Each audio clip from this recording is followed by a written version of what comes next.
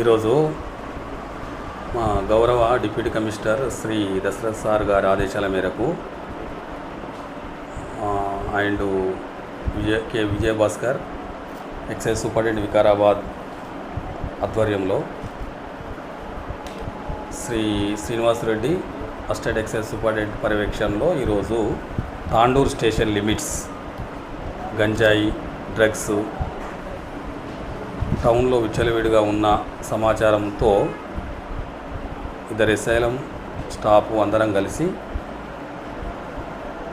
మొదట తాండూర్ టౌన్లో suspected ప్లేసులలో awareness కార్యక్రమం చేపట్టడం జరిగింది. ఈరోజు ప్రధానంగా ఓల్డ్ తాండూరు, విలియమోన్ గ్రౌండు, ఇందిరానగర్ కాలనీ, రాజీవ్ గృహకల్ప 4 ప్లేసులలో ఈరోజు యూత్తో అక్కడ స్థానికంగా ఉన్న ప్రజలతో అవేర్నెస్ కౌన్సిలింగ్ లాంటి ప్రోగ్రాం పెట్టుకున్నాము.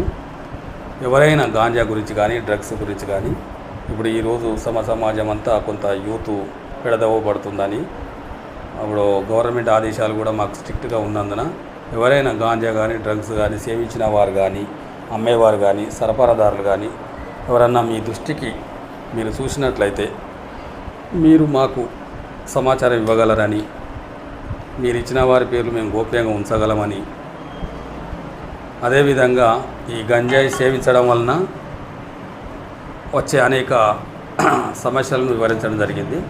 ఈ గంజాయిలో సేవించడము కలిగి ఉండడం కూడా చట్టరీత్యా నేరము. వారి మీద కేసులు నమోదైతే కమ్సే కమ్ 3 months to 6 months దాకా బెయిల్ రాదు.